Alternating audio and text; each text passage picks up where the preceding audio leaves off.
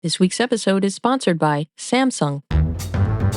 You're listening to the B&H Photography Podcast. For 50 years, B&H has been the professional source for photography, video, audio, and more.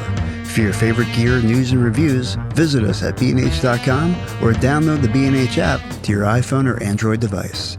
Now here's your host, Derek Fassbender. Welcome, listeners. I'm Derek Fassbender, host of the B&H Photography Podcast. And I'm Jill Waterman, the podcast senior creative producer. And I'm Mike Weinstein, the show's technical producer and audio engineer. In the realm of contemporary landscape photography, few artists have pushed the boundaries of perception as boldly as John Paul Caponigro and Joel Simpson. While their approaches differ, both photographers share a profound commitment to revealing the extraordinary within seemingly ordinary scenes. In today's show, we're bringing these visionary artists together for a chat that explores the philosophical foundations of their work, their technical innovations, and their shared commitment to transforming how we see and relate to the natural world. In an era of environmental challenges and blurred realities, their dialogue offers insights into the power of photography to tell stories beyond what the eye can see and offer insights into questions that haven't yet been asked. But before we immerse ourselves, here's some additional background about each of our guests. John Paul Caponigro is a digital media pioneer, combining his painting background with a variety of photographic processes using the latest in digital technology. His work is about the perception of nature and the nature of perception.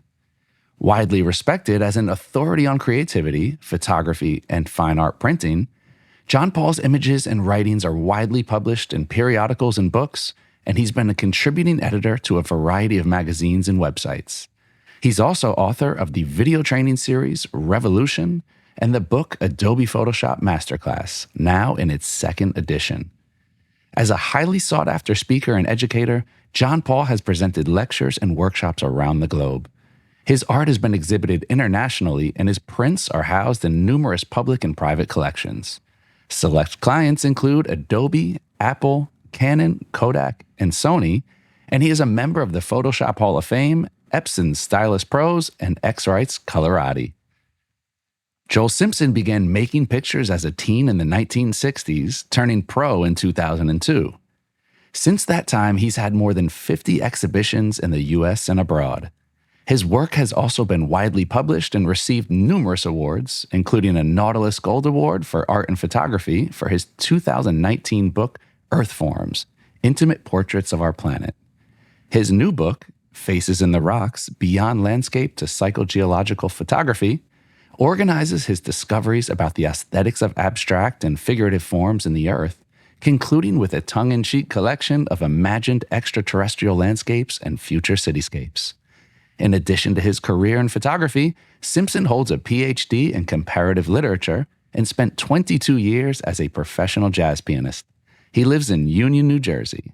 John Paul Caponigro and Joel Simpson, welcome to the show. Thanks very much, Derek. Thank you. Delightful to be here. Pleasure to have you both on. Now, Joel, you first picked up a camera in the 60s, so if my math is correct, you've been doing this photography thing for about 60 years. I want to know, what types of subject matter did you first focus on when you picked up a camera, and have you always been drawn to the landscapes and geological forms? Well, the answer is yes. My first camera was a fixed lens Calamar A camera that my uncle bought me. It was a 35 millimeter camera. But my father bought a new Rambler, and we drove out to California from New Jersey. And I had this camera and was armed with Kodachrome 1, ISO 10, and a tripod that fell off the top of the car as we motored through Pennsylvania. And I came home with pictures of the Grand Canyon and sites out west, the deserts of Arizona and the Golden Gate Bridge. And what I like to do was project them onto a bed sheet strung across a doorway so that I can imagine I was out there again. So for me, landscapes were a means of re-experiencing being elsewhere. Then I got a better camera, Topcon, and went into New York and did social documentary. And some of those photographs from the 60s are still very interesting. So it was almost like this childlike sense of discovery and transporting yourself somewhere else was always prevalent in your photography, even from an early age. Absolutely, yeah. And landscapes has a sense of place, which is what I believe to be the nature of landscapes. Mm-hmm. Were you seeing form at that point? Was it really just the magnitude of the landscapes, the beauty, the colors, the way the shadow and the light played, or what was it for you at that age? Well, first of all, I was 13, 14 years old, so I understood about composition. And the owner of one of the two photography shops in Union, we no longer have any, complimented me on my compositions when I was about 14 or 15. So I did have a sense of composition. And I was looking at a lot of photographs. I love to look at photographs, which is what I recommend to everybody. And now your current photography is more about seeing things that haven't been seen before. When did you start to go down that path? At what age? Or was there kind of a defining moment where you started to take that route? Well, I fell in love with geological photography. And in fact, the Earth Forms book is really about geologically oriented landscapes. So I've always been looking for exceptional geology. And a trip out west educates anyone who goes into the wilderness and sees deserts to the fact that this country has some amazing sites, some unique sites in the world. So I fell in love with that. And then I started closing in on short form, close compositions, which I called eventually geoframing, and kept seeing things. I saw abstract compositions, and then I started to see figurations. And I wondered if anyone else saw them, if this was valid. I studied the work of Aaron Siskind in particular, who, toward the end of his life, went to the big island of Hawaii and elaborately photographed the lava there. And I have done the same thing. But he wouldn't name the figures that seemed to pop up. He believed that it was important to let the viewer see what he or she saw. So I found things that were even more explicit, and I went to places that were hardly known at that time. And I wondered for a while, does anyone else see this? Is there any aesthetic value to this? Am I just going off in my own direction? And then during COVID, when I couldn't travel, I just gotten back from a winter trip out west because I wanted to see Bryce Canyon in the snow, and I bought myself a fisheye lens so I could make the equivalent of snow globes from images of Bryce Canyon surrounded by snow. When I got home, in February, March, I started working on editing some of the close-ups, essentially, of rock formations. And I realized that with the tools of the raw editor in Photoshop, I could make much more salient and visible the things that had touched me, because I'd taken these pictures out of an immediate, intuitive sense that there was something there. Sometimes it was figurative, sometimes it was abstract. Sometimes it was questionable abstract, which I eventually came to call liminal figuration. But then I read in Pepe Carmel's wonderful book on abstraction, a global history, that abstraction and figuration interpenetrate each other. And I think John Paul has made some very significant comments on this subject too. And I got a little more confident in these images. And so I created two more short books, 50, 60 pages, with my best photographs. And then I realized that I needed to organize it.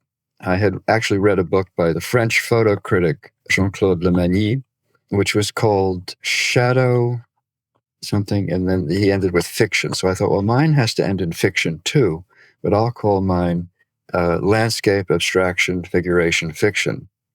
And then after going through about 3 versions of this, I realized that this is much too heavy a title, so I shortened it to Faces in the Rocks. And then I went really far out on a limb and gave it a subtitle, Beyond Landscape to Psychogeological Photography. And I realized I was taking a risk because no one had ever heard of that, and I invented it. But then after writing the book several times, I believed I was onto something, and people seemed to agree with me. And I'll take objections, I'll debate it. But that's how I came to it. So Joel, the word pareidolia comes up a lot in your writing. There's a subreddit on reddit.com that's called Pareidolia. Oh, really? Dedicated to images, not geological necessarily. Oh, of course not. But images that people can see faces. So fire hydrants and all sorts of mechanical devices that seem to have faces in them. So the word and the concept is probably pretty popularized through the internet. And, I have noticed the forcefulness with which my brain sees faces in Mm-hmm. abstract forms. I think that's a byproduct of some evolutionary psychology there. Faces are really important for people. That's absolutely true. Babies have to recognize faces in order to be safe. Yeah, it's almost the most important thing that our brains Mm-hmm. sort of comprehend. Someone looking like they're going to hurt us or help us, or are they sick? So I guess the title is novel, or your conception of it, but perhaps the actual apprehension or the neurology behind this is quite common.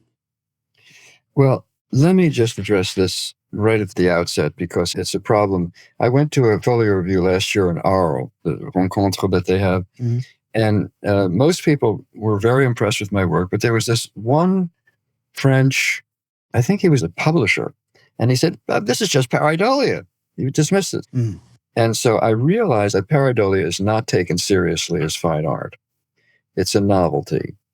By the way, the word dates back to 1866 when a German psychiatrist identified it as a pathology because he was imagining that people who saw faces in rocks and clouds and so on were a throwback to our ancestors who saw spirits everywhere. Mm. So that if you believed this, you really weren't in the modern period. So the Faces in the Rocks book addresses this, and I show some examples of what's considered popular pareidolia. If you go to Cap de Creus, for example, where Dali hung out as a young man, there are figures in rocks on the top of the rock formations that are identified as particular animals by plaques with outlines in the plaques in iron, no words. Mm. And I give the example of the eagle, and there's the outline of the eagle and the iron plaque at your feet. Yeah. All right, so that's popular pareidolia. But I say, well, wait a second. But psychogeological photography actually draws from all the images that the photographer has seen in his or her lifetime. So it's a much wider range of images than those that fall into popular pareidolia, that everyone can agree that, oh, there's a dinosaur, there's a wolf, there's a man on the moon.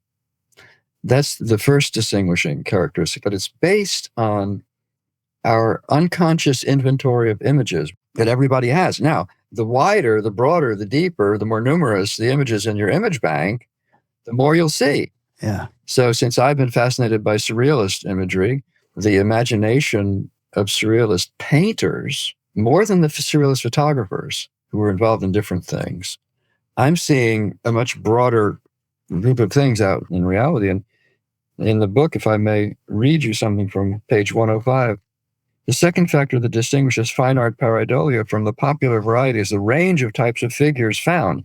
The 27 general figures that begin this collection include perverse, ironic, grotesque, monstrous, prophetic, the dead coral, satirical, and fairy tale. To these are added 3 imaginary fossils, 4 mythological creatures, 6 erotic figures, 5 figures in ice, and 2 at the end that use color in bizarre ways. By the way, that's your personal index. Yeah, right. I think it might be a good time to loop John Paul into this conversation, since his work is very influenced by this concept as well. How does the term pareidolia function within your work, John Paul? Yeah, it was really fun to hear Joel run with his relationship to it. And I think everyone needs to ask what's their relationship to it. It's hardwired into us. A couple of things that would be fun to include in this conversation is it's not limited to images. It's also found in things like sound, many other senses. So it's part of the human creature, and probably this extends to other species as well. It's hardwired into us to make sense out of chaos, to try and find patterns. And so we end up looking at the ways that we make patterns. To track back to, Joel had identified the coining of the term and some of the origins of where the psychologist Rorschach derived his test. Now, it's really interesting to talk to psychologists who will sometimes disclose that when somebody's giving a Rorschach test, they're not looking so much for what the person sees as the strategies that the person is using to solve this creative challenge. All of these skills and perspectives are useful for us to see the way that we're seeing. And I think part of what Joel is doing is a little bit of mind mapping It's a different way of entering into that and developing his personal relationship with the subjects and with his history. I suspect there's also something archetypal. So while I may or may not see Jesus in your grilled cheeses, I think we can find these Venn diagrams where we do overlap. And so this cuts down to ideas of intention and how clearly are we able to communicate an intention, and also how much room do we leave for the viewer. And I think these are two really critical questions. I like for there to be a there. I'd like somebody to get some skin in the game, even in the most abstract work. I'd like there to be a relationship that then I can kind of reach out to this other human soul. But I also appreciate work that leaves room for the viewer. So does Michael Kenna. May I express my gratitude for that statement? Yeah. What is it you're appreciating in there, Joel? You say leave room for the viewer. Yeah. I am flattered when someone sees something in one of my photographs that I didn't see, because my long-term goal is to get people to look harder at what first appears to be chaos. Right. You know, I'd love to tell a little story about Pareidolia, and one of my images. It was a seminal image for me, a kind of transition point to feel like I had found something that was my own, but it also invites the viewer in so many different ways. So it's this symmetrical cloud that I created in Photoshop. I found it by moving a mirror across my light table. I was working with transparencies at that time. I saw it out of the corner of my eye and said, wait, go back. That's better than what you're working on. I don't know what it is, but I have to chase it. And I was thrilled when I finished it. Years later, I was able to exhibit it in my open studio. I was lucky enough to be standing in the corner of the studio, and this little 4-year-old jumps across the threshold and stops in his track, goes, I said, success. Look, if you can catch the breath with that perpetual motion machine, success. And he starts waving his arms and he starts sputtering. I was never so glad for glass. I usually don't like the reflections. It took me a long time to make peace with the reflections. But in this case, the spit guard was very much appreciated for these early iris prints. And he exclaims, it's a giant sneeze. To this day, we call that image in the studio the giant sneeze. It's one of my fond stories. And I'm sitting there with my artistic intention in the corner of the room thinking, I titled the work Avra, which is the Sanskrit word for breath. Right. Breath, sneeze, close enough. Our Venn diagrams had overlapped.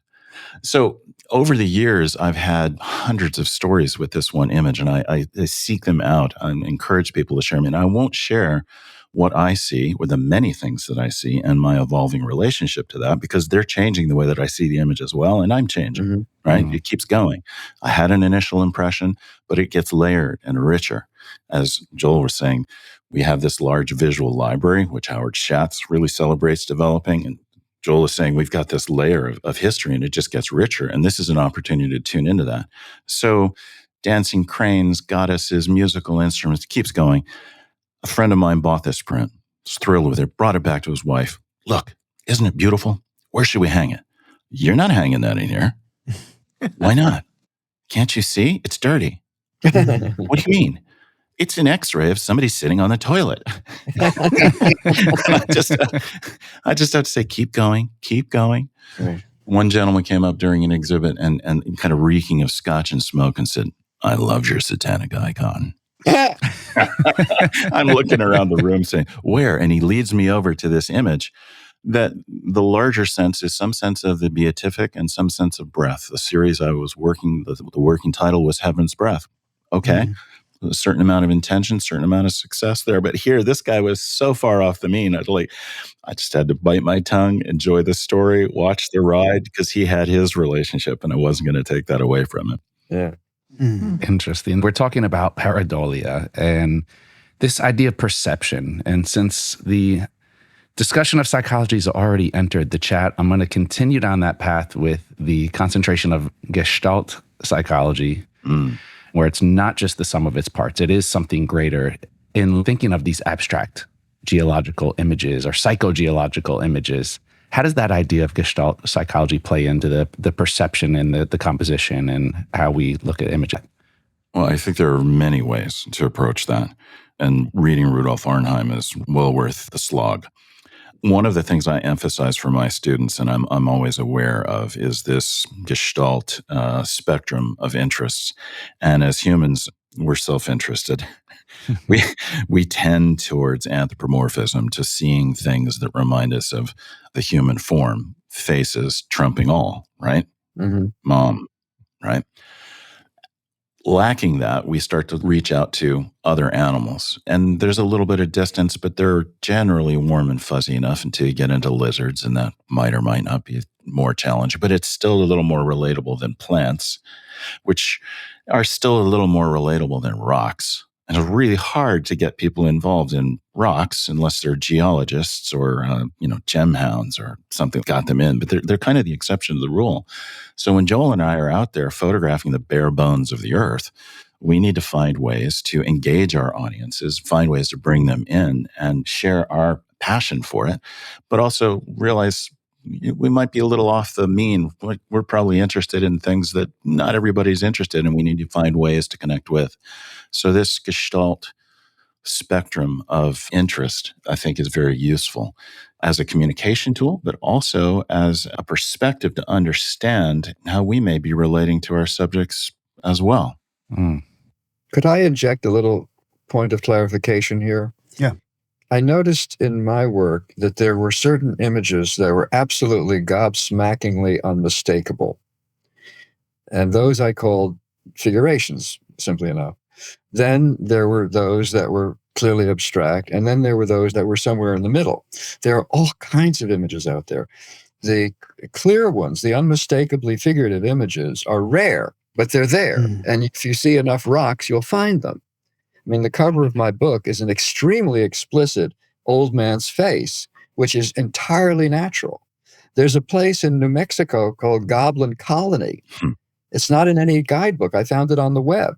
I went there, and there were no signs pointing to it. And it was a mile and a half of an old track that disappeared into the woods. And sure enough, there it was, these enormous rocks with lots of holes in them, and about 4 or 5 sets of holes turned into faces. So it was called Goblin Colony. But this is not on the tourist trek. So what I'm saying is that there's a continuum from total abstraction, including repeating patterns and dried mud, to absolutely clear, unmistakable figurative forms of many different natures, as I read from my list, and then everything in between. So let's not just assume that everything we see is ambiguous and subject to everyone's interpretation. Lots of things are, and I photograph those too, and they're in the book. But then there are some that are unmistakable. And I don't think Aaron Siskind ran into many of those. Right. No, seriously. I mean, where are the rocks that he photographed? Most of them were in the East, where he was. And then he went to Hawaii, and he found a few things. Of his 109 or so photographs in his collection called Volcano, which you can find a lot of examples of it on the web, but it's never been published in a book. Only 2 or 3 of them are clearly explicitly figurative. Yeah. The rest of them are very interesting abstractions. Yeah, and I think his orientation was very different. I mean, you're looking for it. He's not. He's tracking 20th century abstraction. He came out of the abstract expressionists. Very much, yeah. And he found that you could apply the same aesthetic to natural forms and to torn posters and to rust and to asphalt. Right. And you see, that's one of the reasons I got in photography. The idea that we could use the very same tools, go to the very same places, and come away with such individual responses. It's a wonderful mirror. That Tsarkovsky fabulous exhibit brings one of the crucial questions in photography to light. Is the photograph a window onto the world, or is it also a mirror into the self? And I think Stephen Shore very deftly put it, that's a false dichotomy. It's both.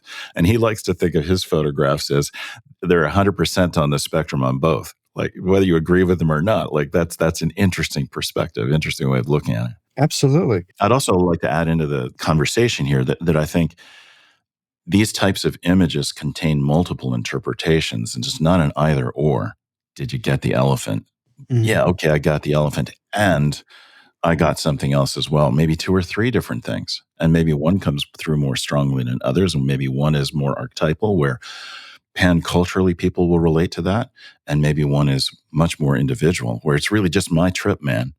And it's useful to be able to sift that because it's a tool for self-awareness, for awakening, for discussion with other people, for building community. Right. That's sort of maybe that we could say segue into a next topic, but I just want to touch on this idea that, Siskind and perhaps early Simpson were going into the natural landscape, not necessarily noticing or looking for forms or faces or countenances or anything, but at least in Simpson's part, discovering this stuff after the fact through a type of post-visualization, using the tools of digital imaging to bring out these things and saying, oh, wow, look at that. I'm wondering if we can just discuss the differences between what you get out of approaching a project pre-visualization and approaching one with a post-visualization, so which you go in sort of empty and discover the stuff later. Do you find that there's a difference in the resulting work from those two standpoints? I think there's a huge difference because you're different. Mm-hmm. So many people will ask me, do you pre-visualize? Yes. Do you post-visualize? Yes. If they ever come across, do you pre-visualize or post-visualize? I say yes. Uh-huh. So the real question becomes, what happens when I'd love to tell you another little story here. It's something that was seminal for me. When I was 7, Dad was teaching at the Ansel Adams workshop. And Jerry Ellsman was also teaching that week. And they were having dinner and I was hanging on. And Dad and Ansel are trading tips about music. Ansel loved Mozart. Dad prefers Chopin.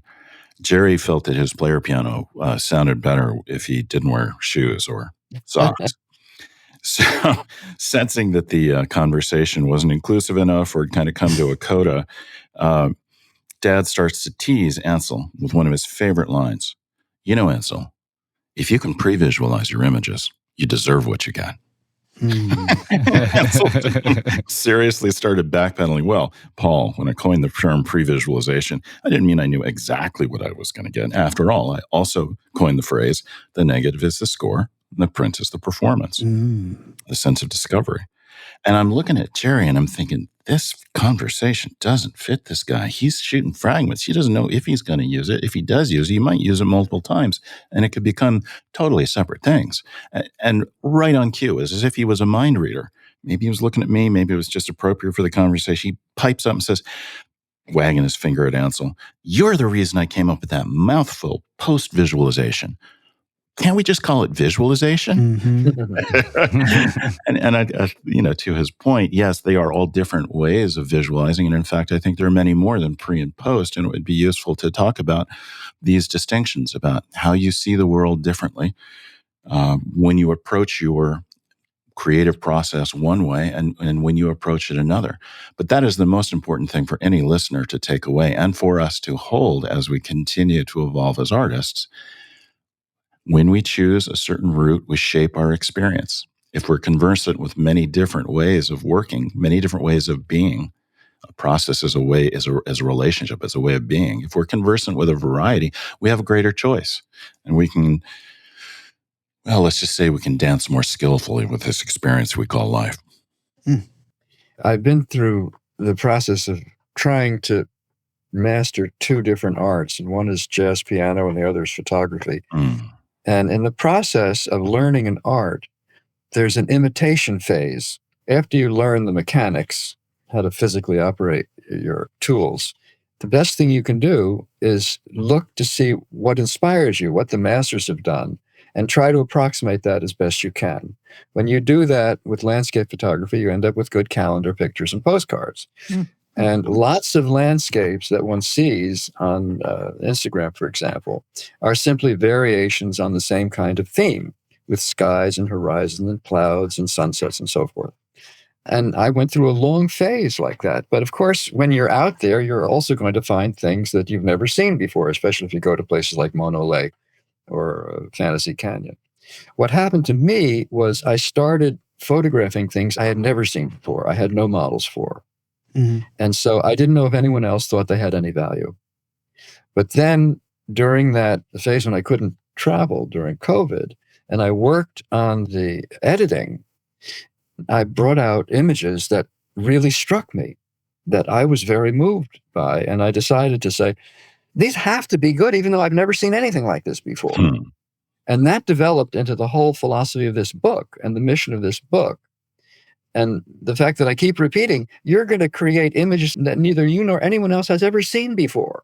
They're not imitations. They are not pre-visualizations. They're collaborations between your unconscious and the apparent chaos of the rocks and ice formations. Joel, was that like a demarcation point for you in terms of the imitation phase and the originality? Yeah, whatever you want to call that next phase? Or did that happen numerous times over your photographic journey? Well, I mean, in terms of landscapes, I got pretty good at doing landscapes. But I also realized that there's so many fantastic landscapes. We're talking way beyond calendar and postcard. Instagram is full of breathtaking, amazing landscapes. But the field is so crowded. There's a question, well, how do you stand out? Where can you find some path to originality? Right. And what I discovered was, look at the rocks, let your unconscious be your guide, to paraphrase Jiminy Cricket, and then learn the editing techniques that you'll need to bring it out and make it extremely salient. Whack the eye of the viewer, right? I'd love to weigh in there real quick. I mean, I think what Joel is talking about here, about trying things, about experimenting, about going out on a limb, about not censoring yourself. It's easy to kind of filter out, I'm supposed to make an image like Ansel Adams or whoever else your distant mentor might be. That is a phase. I have other stories to tell there. But I mean, I remember going through it. Yeah, right. I remember having serious doubts about myself. Is anyone else going to like this? Right. And so does, Emmett Gowan. Emmett Gowan said something to me years ago. It's just a wonderful phrase. He said, I had to do a lot of Robert Frank to find Emmett Gowan.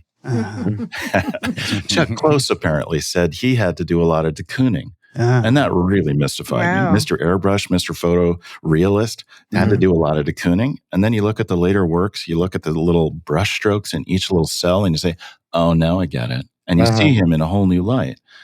So it is a little bit about like the scene in Robert Altman's The Player. They're all pitching new movies. Well, it's, kind of a combination between who are those two artists for you? And try and create some generative tension between the two. Because if you say Edward Weston and Ansel Adams, maybe it's not enough stretch. I know I'm on the right track when a reviewer says his work is a little bit like George O'Keeffe and Mark Rothko. Well, they're far enough apart that you got to try and reconcile this koan. And that's exactly what we have to do as artists, is reconcile the koan that we are. And those are only touchstones. I'd like to also just include a notion of authenticity as a counterpoint to originality. Westerners tend to emphasize thinking originality might be, it looks totally different than anything I've ever seen before. And in the East, they often look a little askance at that. They're looking for evolution within a tradition and what an individual's voice within that tradition brings to it. You might have 3-4 different master poets, Basho, Shiki, Isa, and they're all using the same form. They're all talking about nature. They're working in a fairly narrow range there, and yet their sensibility comes through in their poetry nonetheless. And that's what I would root in authenticity. So I'd be suspect of originality, just cautious, because just because it looks different, like the latest HDR filter, doesn't mean it's authentic. Now, the two might very well converge and it gets really exciting. This is also why you have to be extremely stern with yourself and only show your best work.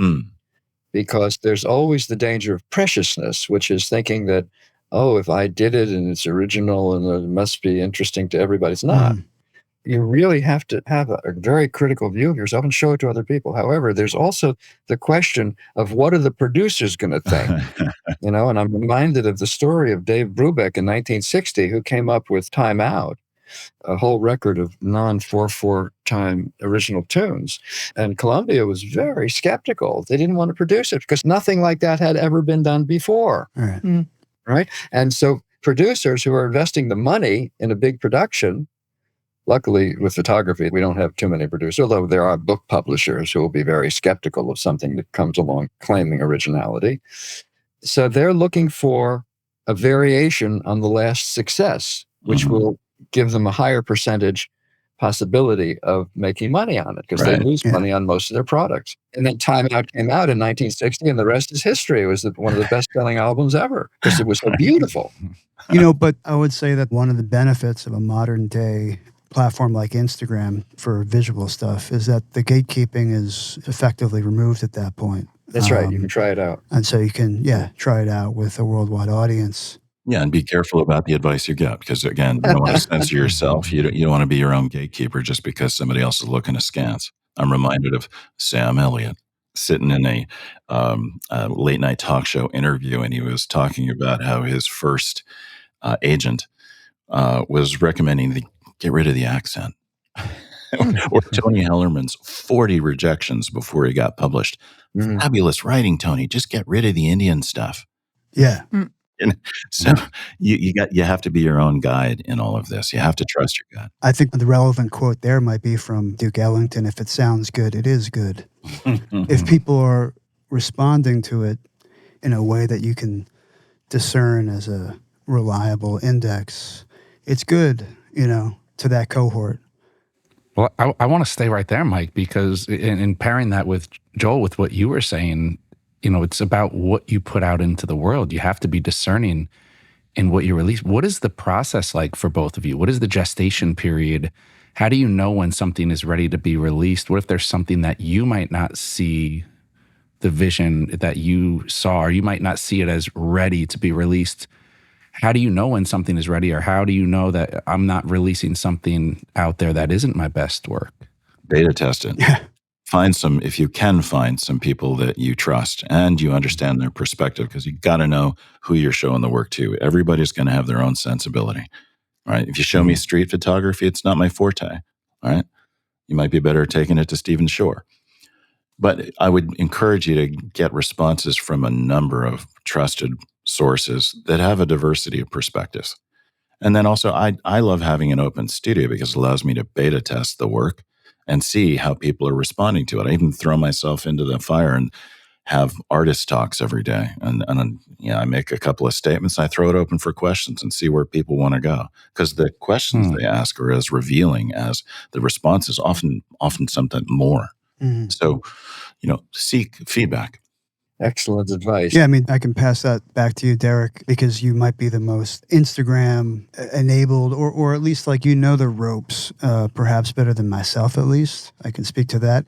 Let's just quickly talk about Instagram is a worldwide audience, but are there ways in which that audience is too big for a quote beta test, and you do need to sort of narrow it down to something of a group of people who are just more perhaps selected for?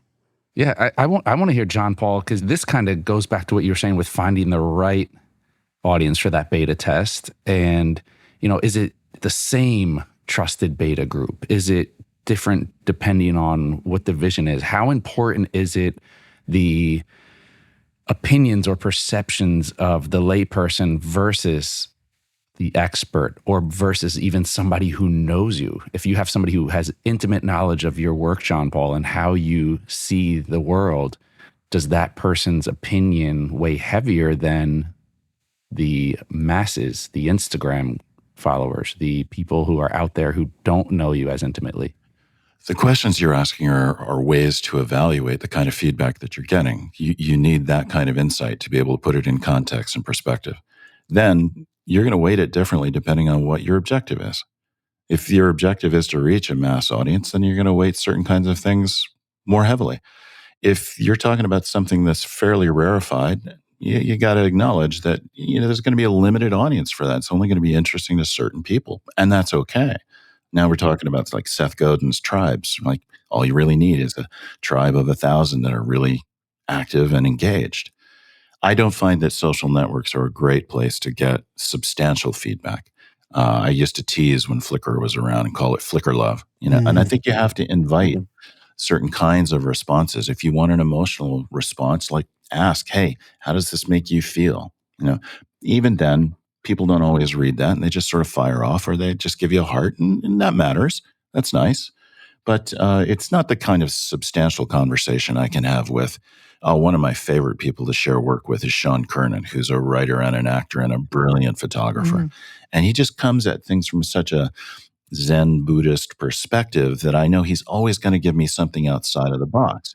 He's certainly not the only person I'm going to share it with, but I can always rely on him for an unconventional and uncensored, not a polite response, but a very articulate response. And it's rare to have friends like that. And if you can find those relationships, cultivate them. They're treasures. Yeah.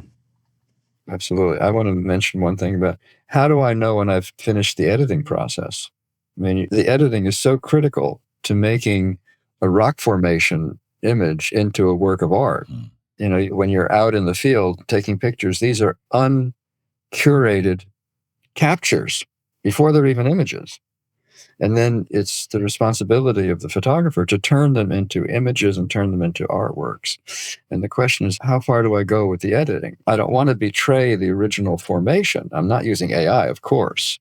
It should be what the original formation is saying, but nature does not provide exactly the right lighting and certainly not the right emphasis, and the sun is moving all the time. And in fact, in this psychogeological photography, it's not always crucial to have golden hour light. You can do it in direct sunlight, and they're pretty much all going to be in black and white. But I notice I have a gut feeling when I reach a certain point in the editing. And that's the first sign to me that I have something. And then I think what John Paul just said is hugely valuable about finding reliable people. Instagram is very hit and miss. On the other hand, in the series I call the Anthropocene Ruins, there's one particular photograph that I didn't think was the most interesting or the best, and it won a few contests. So I thought, there must be something. I mean, it's one of my best, but it's not the best. It's not my favorite. Right. Yeah, I really want to celebrate what Joel is saying there is trust your gut. And one of the things I absolutely adore about digital tools is I always say you never know where the line is until you step over it. So I deliberately try and push it too far and say, okay, this porridge is too hot. This porridge is too cold. Somewhere in here is just right. Always using that body, that gut, that emotion, that heart as a kind of a live wire to evaluate whether you're still in flow. Oh, yeah. Yeah. Wow, now we are really getting into the deep expanses of the mind right there, which is probably a good time to take a break. So let's stand up, stretch, shake it out, or if you're already standing, have a seat, relax. And when we come back, we'll continue our discussion with Joel Simpson and John Paul Caponigro. Samsung's latest flash technology invites you to rev up your laptop, desktop computer, or even your PlayStation with blazing speed. The latest turbocharged 4TB 9100 Pro internal SSD tackles large files, high-resolution video projects, and high frame-rate gaming applications with virtually no lag or limitations. It has a standard M.2 2280 form factor and a PCIe 5 NVMe 2.0 interface for massive read speeds of up to 14,800 megabytes per second and write speeds of up to 13,400 megabytes per second, twice the speed of the 990 Pro. And if you're using the 9100 Pro in cramped quarters, like in a PlayStation 5, it's also available with an optional heatsink. Head on over to bnh.com to find out how to turbocharge your workflows with Samsung SSDs, or visit the link in our show notes. And we are back with Joel Simpson and John Paul Caponigro. Now, before the break, we took you on a trip. We went out into the world of psychology and philosophy. I want to go back to what we were talking about just before we broke. Now, Joel, you were talking about your post-processing. John Paul, I want to bring you in on this conversation and talking specifically about what your process is for taking what you've created in camera. Now, you were talking about the benefits of technology and digital technology in particular. Can you talk about your process or post-process as it relates specifically to all the technology that we have our hands on now? It's just such a generalized question. It's hard to know where exactly to jump in. And, while certain workflows have been outlined, I think everybody has multiple workflows, and we should challenge those workflows. So when I do something crazy like put a new layer on a Photoshop file to figure out how I want to dodge and burn it and make a dodge and burn map, doesn't look that different from a grease pencil that Ansel might have used, right? But it's a very useful visual guide. I find myself constantly copying files and making multiple iterations, whether that's, let's say, on a straight photograph, straight, Okay, let's just go with it. Making multiple virtual copies and pushing it around. What's it look like in black and white? What's it look in color? Which color? Like the idealized color palette where you strip out any color cast, or synthetic color where you change the color into something entirely different from what it was on the scene. I use these tools as a laboratory to make a lot of different experiments. And I try and avoid having just one way of doing things and always coming up with the same results. You know the definition of insanity, right? It's using digital tools. No, sorry. So I would highlight, first and foremost, don't get stuck in a rut. Realize when your groove becomes a rut. That's a good one. Pocketing that coinage. Now I got to figure out how. How do we do that? I mean, it's almost putting a boundary on it. Yeah. Well, right. Okay. So let me give you one other tool. And I remember when I shared this with Jeff Shiwi 20 some odd years ago at a Canon Explorer dinner. We were just getting to know each other. And he asked me a similar question. How do you know what to do with your images? I remember also speaking to a pre-press guy who was very conversant in all this. He says, I know how to do this. I just don't know what to do. Which is a really interesting challenge. You could spend your entire life learning all the technique and never develop. I like to emphasize a point of view, which is very different than an angle of view. How do we develop that point of view? I think of every exposure that I make as having a conversation with the subject and myself. I think of every move that I make in Photoshop as having a conversation with the image that started one way and is developing in another. I ask, what does the image want? How is this image working? How are the elements within it relating to one another? I literally strike up a conversation in my mind between the elements. And then don't forget to include yourself, like include myself in this. How am I responding? That kind of gut feeling that Joel was celebrating there. I consider it a conversation, start a conversation. If you have a rich conversation, it's likely that you're going to have a rich conversation with your viewers, and maybe they're going to have rich conversations with each other that your imagery started. Can I give you an example of a discovery that I recently made that surprised me? I went to China in May in search of geological marvels, and incontestably the most marvelous place I went to had those 3,000-foot towers of quartz sandstone that had inspired the floating mountains of the movie Avatar. It's a place called Zhangjiajie. Right. And you take a shuttle bus, then a cable car, and you go up to the 3,000 feet. So you're at the level of the tops. And it was an overcast but clear day. It didn't have the typical clouds that are often put in the landscapes. And I took loads of photographs and drone photographs. And I came back, and I love my landscapes there. But I thought, well, what is there that goes beyond landscape?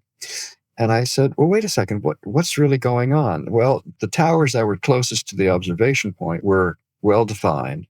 And understand that there's vegetation all the way up. It's like there's a little tiny forest on the top and then pieces of forest down the rock. So you have both the geological formations and the vegetal formations. And this is extremely familiar, but always seductive.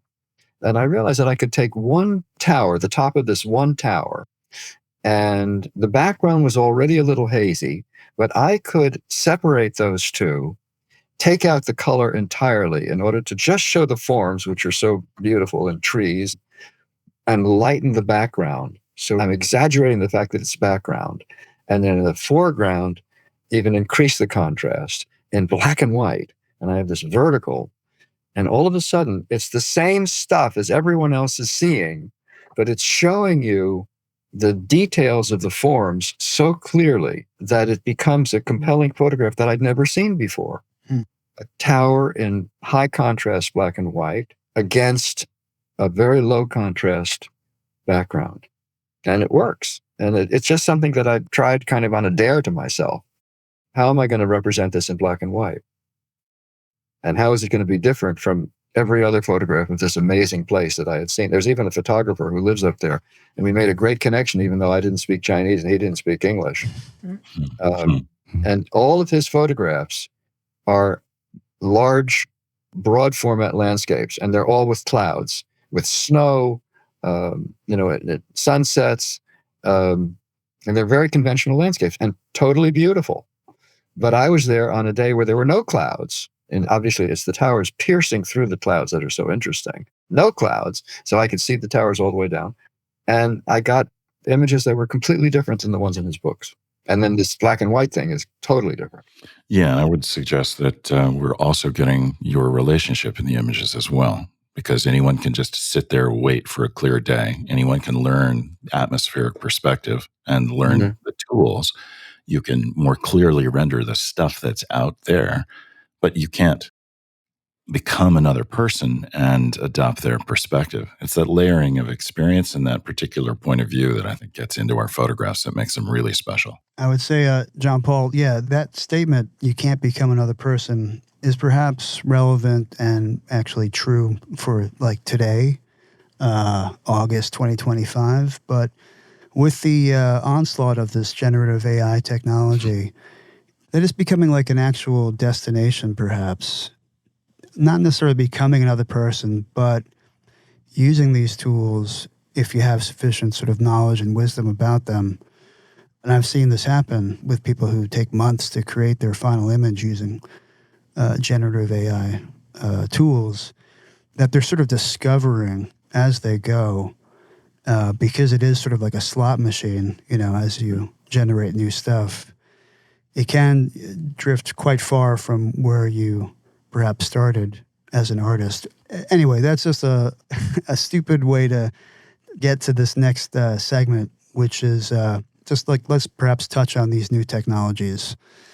Can I jump in real quick? Please save me, yeah. Well, let me suggest that that's been going on, particularly with photography, for far longer than AI has been around. Okay. There's a cult of zonies who have followed Ansel's tripod marks, who have learned the zone system and learned to replicate that look. None of them are Ansel. They were not inspired by the transcendental writers like Thoreau and Emerson to walk physically the range of light and have these transcendent experiences. He had a passion and an experience, and it gets into his work. Keith Carter years ago said in one of his wonderful evening slideshow, I believe it was Santa Fe workshops, the world doesn't need another Ansel Adams. We already had one. What the world needs is you. Never had another one of you. So if we can lean into our own personal experiences, our own life, if we can enrich that life, it's going to get into the work. Yes, absolutely. And I take your point. And I love the group that's called Zonies, and I want to join them because I often find myself just saying that word out loud for some reason, but now I know why. Their craft is awesome, and they have good adventures, and they have camaraderie. Correct. Now, if you want authenticity, if you want Joel's originality, you need to go a little further, right? But to your point, back to AI. Where do you want to go with AI? Because it's a bombshell, isn't it? Each person's originality. Yes, correct, Joel. Yeah. So I don't know where I want to go with AI. The mind is the original AI. You can dive into the mind, and when you open your mind, you can create with pointed accuracy exactly what you want rather than type 37,000 prompts in to try to not have a third arm on someone. I agree, Timothy Leary. Can I get some of what you've just dropped? Yeah, because the third arm, The third arm. We all love that sixth finger on the hand. But no, I mean, when you can open your mind up, back to this idea of boundaries and parameters, and do I feel like I have to harness my work in, or am I going to let it run free? And I think it opens up a much larger discussion of finding yourself and this idea of identity as a person, as an artist, as a creative, as a visionary. And we put up our own walls. Mind you, some people have the capacity to go way further, and some people have a way different vision, but we create our own boundaries. Yeah. Derek, I think that point is a good way to perhaps sharpen the Inquisition here. Let's not. We're so in the weeds. Could I just inject the notion of chaos here and what a rich source it is? Because AI is anti-chaos. AI is the sum and quotient of everything that's gone before, that's been established, that's been seen.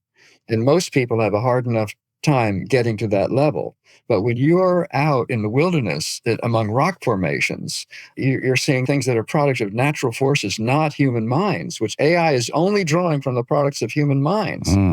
So chaos becomes an enormously rich source.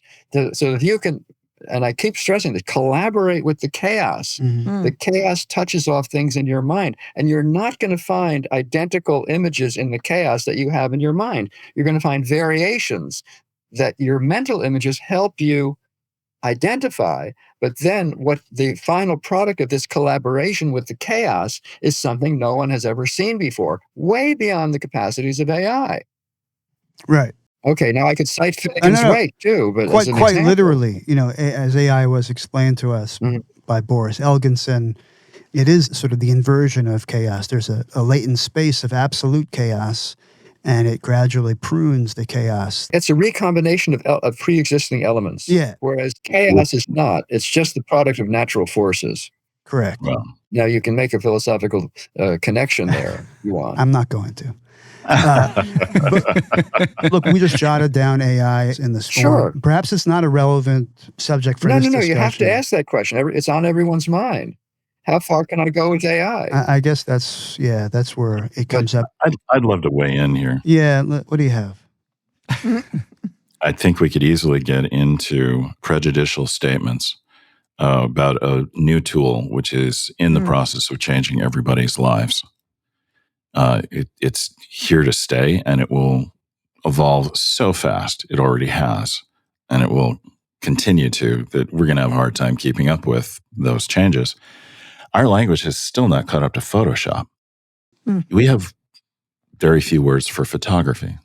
You can even boil it down to one. Now, writers don't have the same assumption. Where is the fiction section in the photography section? It's my last chapter. Yeah, right. It is. You include it, which is great. And you make those disclosures.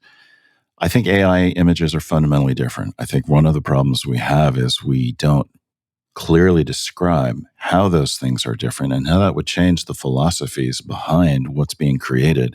And so subsequently how we would use them and when and where it would be appropriate and where it would not be. It's not okay to put deep fakes into even social media channels unless you disclose that they're deep fakes. Like, this is just a joke. But if somehow this stuff gets into CNN and we take this stuff as, quote, fact, put big quotes around fact, right? Then, Houston, we have a problem.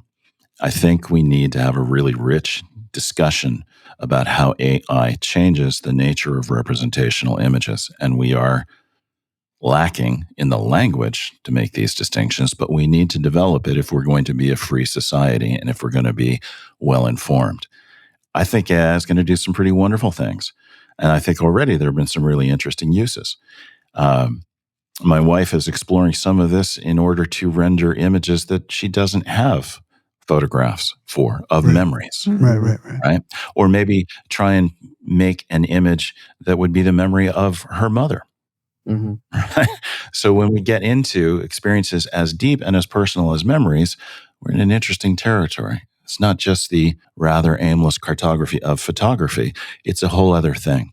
I'm looking forward to when AI starts to out AI. Unpack that statement for us. I want my iPhone to tell me what I'm looking at. I want it to tell me this is an AI-generated image or this is 50% AI-generated. I want that to be built into the system so that these kinds of disclosures are made automatically. If I'm looking at a Gaza victim and it's coming off Adobe stock and it's AI-generated, I want that to be part of the image. I don't want that to be hidden when it's later shared. Yes, yeah. Right? Of course. Like, better information. It's really important for at least in documentary, in historical, in the media, in uses for photography like that, where we're trying to get the facts, ma'am, even though we know it's quite challenging. And I would direct everyone to the Guardian's 1980 commercial called Points of View. It's a brilliant lesson in media and how we read it. Look at it. It's fabulous. We need these continual disclosures all the time. I think one of the best things that CNN did during Arab Spring is they said, hey, we don't have any journalists on the ground right now. There's a real difference between amateur journalists, like citizen journalists, and a professional journalist. And here's what the professional journalist does. And these folks are not. But this is the only footage we have. It was very responsible of them to say, this is what you're looking at. We need that on a daily basis, not just assume that because it looks like a photograph, it's true. What do you mean true? We have to understand what we've been looking at all along has been interpreted. And we need disclosures as to what the author is trying to do. And there needs to be accepted practices within those media outlets particularly. And when you get into a fine art situation, you need to not make those assumptions. And when it's relevant, artists need to make disclosures and saying, hey, at the very least, this is fiction, this is nonfiction, or I do use some of it. You know, when people come into my exhibits, they assume that I've done a lot of stuff with Photoshop. And then sometimes they'll run into one and say, it doesn't look like you did anything here. Well, actually, it's 4 exposures. Really? And they say, how did you alter this landscape over here? I say, well, actually, it's straight. No way, that doesn't look real. And these are the very things that we need to expose ourselves for so that we become A, canny, and B, comfortable with uncertainty. Of course, it all depends on what people's expectations are, whether it's photojournalism, reportage, whether it's an impressive landscape showing you the way a place really is. Just very briefly, in my book, I made a discovery that you could actually classify the different missions of photography the same way we classify grammatical sentences. The indicative shows you what's out there, and we expect it to be authentic. The imperative tries to sell you something. The subjunctive is a fantasy, possibly created by some kind of multi-image combination. And the interrogative is, do you see what I see? Which is what I'm doing. The last image in my book is a question mark that I found in nature, a real question mark. Do you see what I see? Yeah. But also, I want to put in a little boost for the role of imagination in photography. We're not talking about journalism here. We're not talking about showing what's out there. But we're talking about how we can use what we find out there for imaginative purposes, aside from the place where the thing took place. For example, my last chapters, I briefly mentioned about fiction. All of those images are fisheye images, which imply a certain distortion or creation of a virtual convexity of real geological subjects, whether it's the walls of caves or dried mud pond. But then I recontextualize some of them by putting a starry sky in back of it, and I call it an imaginary asteroid. And in other cases, I call it the Anthropocene war ruins 500 years in the future. But this is an exercise of imagination, but I'm not combining images except for the starry sky business. Everything actually was really out there. I'm just repurposing it and recontextualizing it. So I'm allowing my imagination to have some play and inviting the viewer to use his or her imagination in appreciating this. And I don't think that people realize, it's a huge statement, the imaginative possibilities that photography, capturing reality, and Lyle Rexer reminds us, calling it the facticity of photography, which is not the factuality. The facticity, in other words, photography captures what's actually out there. But then how you interpret it, what context you put it in, can range very widely and include the imaginative. I just want to celebrate what Joel said there. Yes, imagination. If Einstein says imagination is more important than information, that's right. You're onto something. A far-reaching sense of wonder. And it sounds like you both have this constant yearning for what else is out there. And just in listening to you guys talk, it's diving me back in. It's like everything from philosophy to psychology to transcendentalism. It's taking me back to my college literary days and really just tapping into the mind. And again, this idea of wonder, this concept of wanting to find what hasn't been found, wanting to tap the well that hasn't been tapped. How much does that play into the work that you are both creating? Well, it's not a matter of intention. It's a matter of surprise at result. My greatest satisfaction that I get from my viewer's reaction is when people say, now when I go outside, whether it's to a park or to a wilderness, I'm seeing much more and I'm relating to it at a deeper level from my own feelings and mind and spirit. My God, if photography can do that, it's as powerful as any other art, as Beethoven, right? As Joyce, as Flaubert. I mean, all of the arts are media. They're media between mind and reality. And we can raise photography to that level when we bring all of these elements of ourselves, of the craft, of the history, and of the chaos out there into our work. Wow.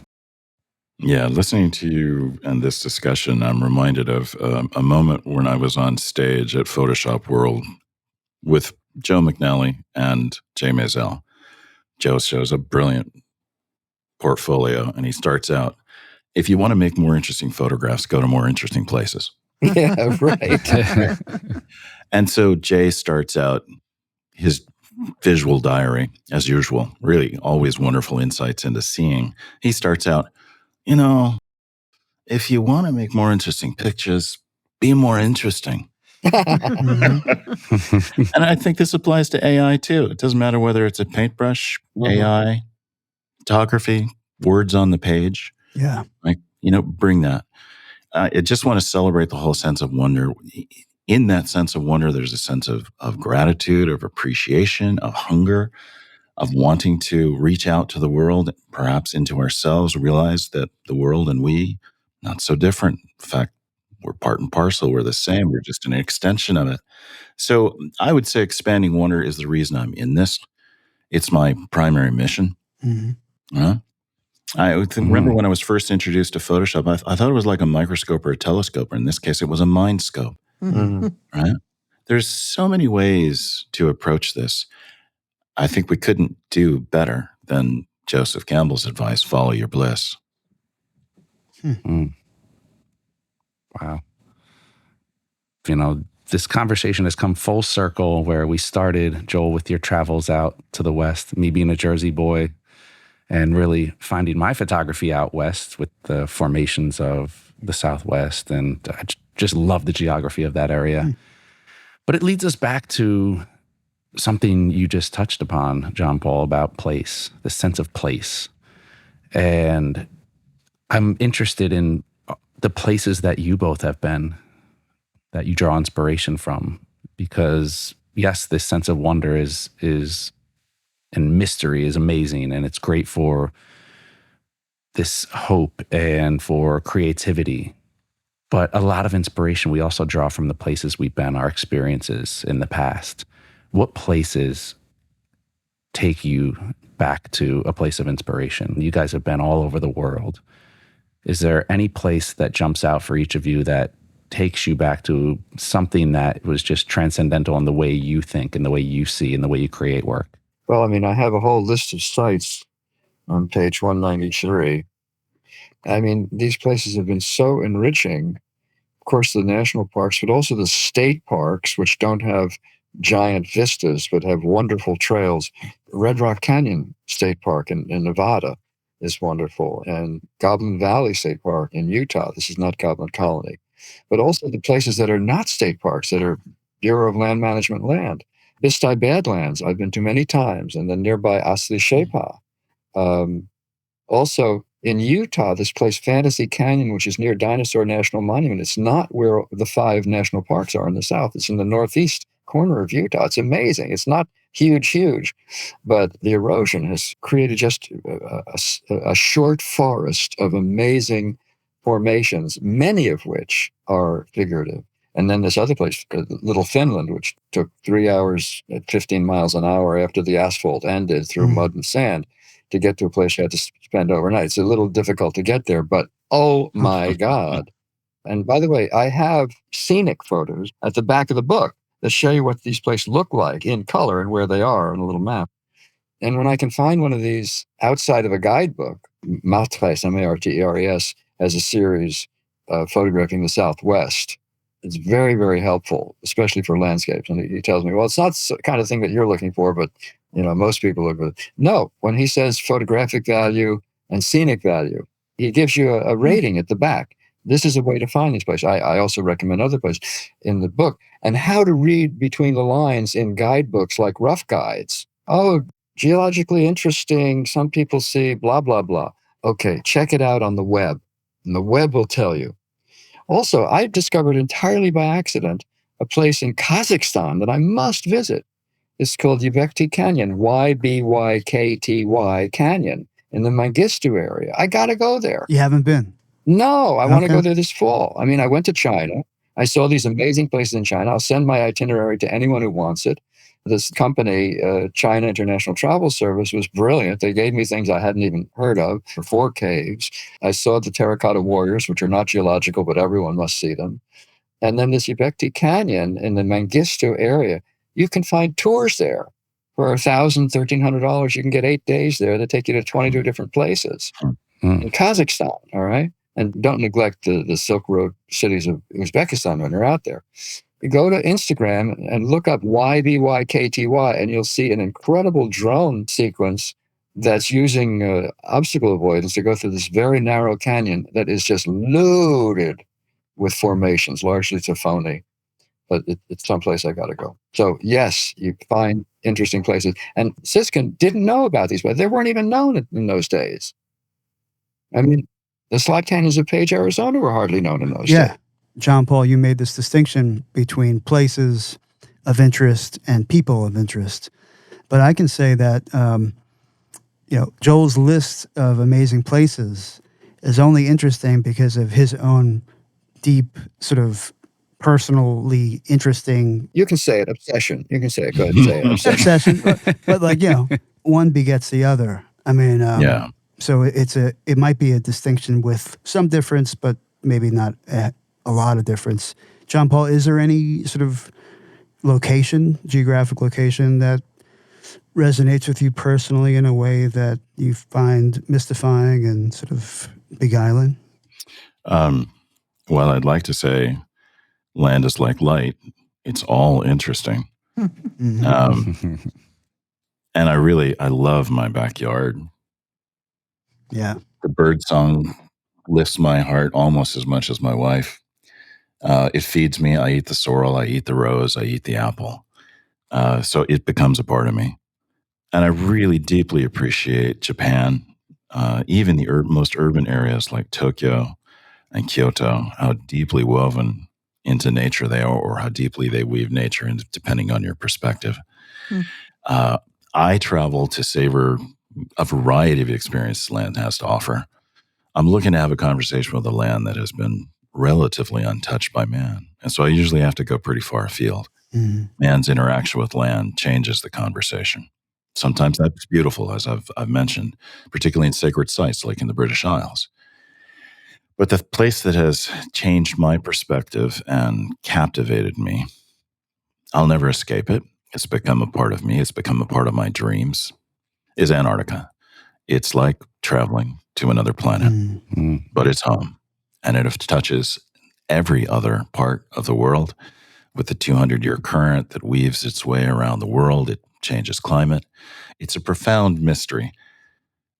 The largest body of fresh water is a frozen desert. Right. It's called the Antarctic ice cap. This slumbering mystery, 2% of which you see, is so mercurial. It's absolutely fascinating. I could go on, and I have in 2 books of poetry. And I don't know how many, there's at least 2 portfolios developing. And of course, I have an exhibit, and you can see the exhibit's up on my website at johnpaulcaponigro.art. You can hear me talk about it. And yet, everything that I've shared so far just isn't enough because it's so captivating. And one of the things that has really resonated with all of that is even though it feels like another planet, it's home. Even though it feels so remote and was only recently discovered, it still touches all of us without us even knowing about it, seeing it, or perhaps visiting it. If you get a chance to go, it will change your perspective on what a wonderful planet we live on and how wonderful it is to be a part of it. Well said, John Paul. Jill and Derek, you may want to weigh in on this, but dare I say, as well said as Jonas Perel has said on this podcast, Jonas Perel being a photographer of the Arctic, which in its emptiness, remoteness, and vastness is something he finds incredibly unique. I'm making it a requirement. We need a poet on every episode now. I'm putting in a request because I agree. Yes. it just hits differently. Oh, yes, it does. It hits differently. Ekphrastic writing is the democratic antidote to art speak. It's not a medium. It's not a genre. It's a revolution. Amen. All right. Wow. On that note, John Paul, you did drop the website there.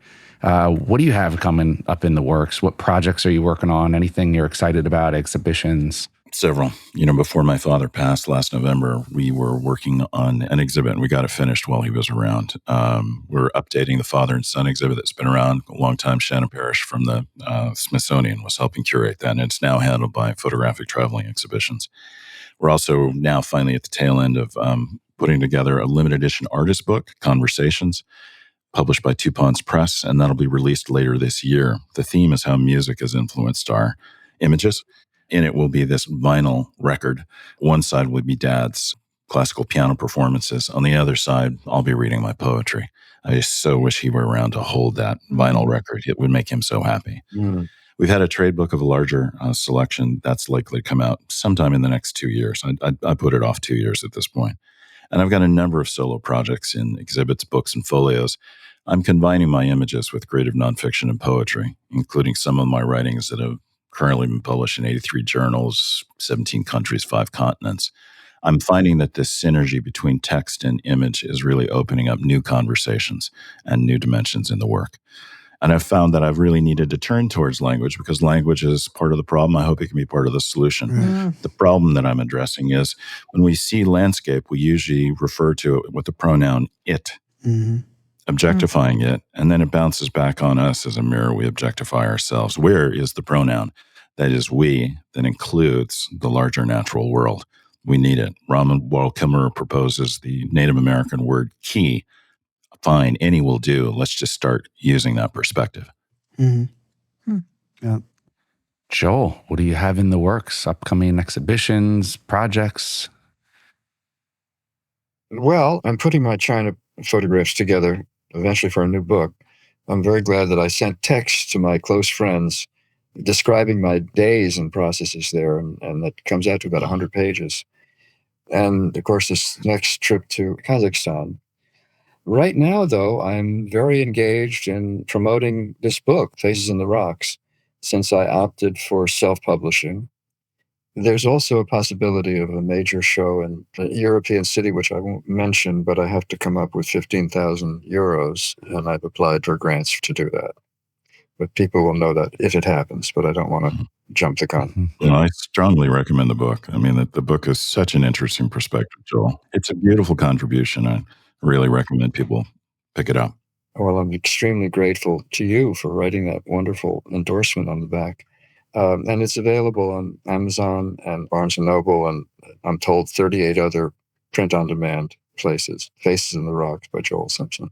Wonderful. And I second that. A phenomenal book. And this was a fascinating conversation, to say the least. And I think it did what any fascinating conversation does. It opens up more questions in my mind than answers. And I think this is a conversation that yearns to be poked and prodded and explored, and take it for each viewer to take into your own mind and start asking yourselves these questions and go on your own journey of exploration. So I want to thank you both for opening up our minds. Thank you, and thank you, listeners.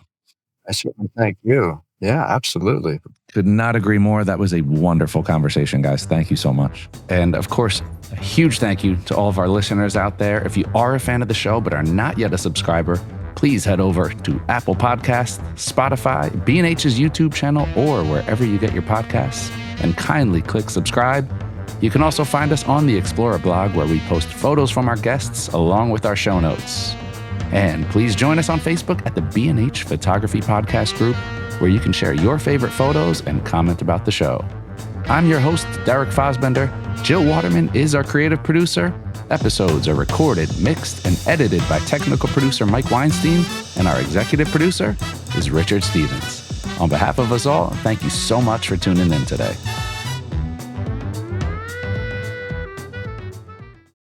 Thanks to Samsung for sponsoring this week's episode.